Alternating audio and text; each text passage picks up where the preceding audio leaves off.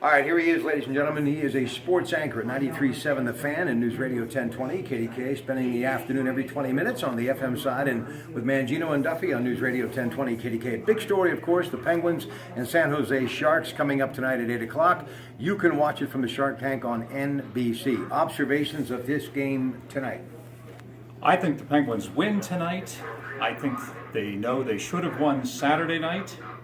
And if they just keep plugging away and doing the things that they've been doing, I think they're going to start scoring a few more goals. Let me ask you, how do they get back to just being the high-flying Penguins? Is it more pressure on the offense tonight, or does the defense have to step it up tonight? Well, I think the offense does. Malkin in particular.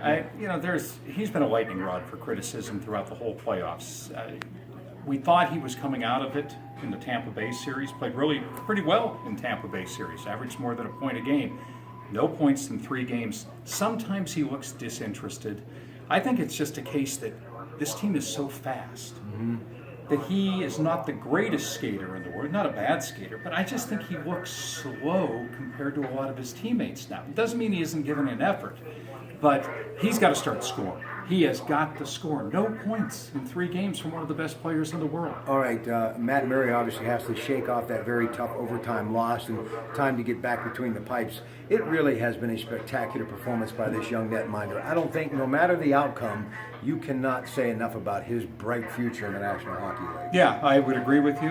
They love the way he plays. I'm sure they're going to work on a few things with him between now and next season. The Capitals, the Lightning, and the Sharks, I think, have learned maybe he's got a little bit of a hole up over the shoulder. He goes down just a little bit, but that's something that he certainly can work on. And I mean, Mike Bales, our goaltending coach, I'm sure will tend to that.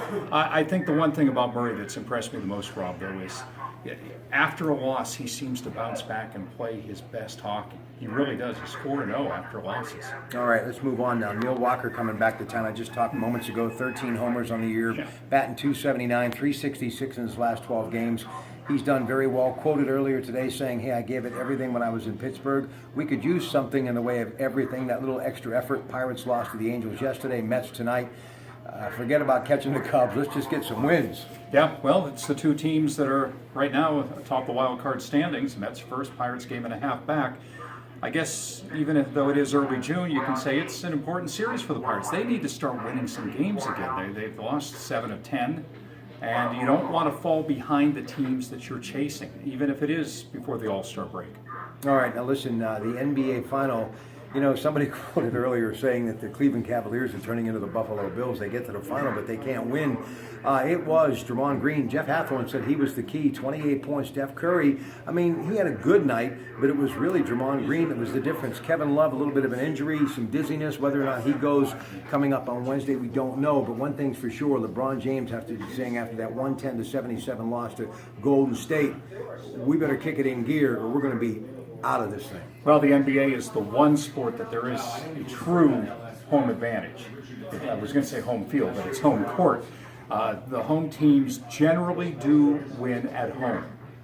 So the Cavaliers better hope that that's the case because they looked pathetic on Sunday. That was a terrible performance. William McGirt wins it in playoff today. The beautiful memorial tournament that is Jack Nicklaus's signature at Muirfield Village. Now it's on to one of my favorite charities, St. Jude Hospital, Danny Thomas, and of course Marlo Thomas and the great Thomas family. It's going to be played at the TPC Southwind. It is the St. Jude Classic, and then after that, it's the U.S. Open. Today was qualifying day for a lot of local golfers trying to play their way in. I love that. You see, 59 golfers for 2 spots or 84 golfers for 3 spots. You've got to go out and you've got to shoot 2 great rounds.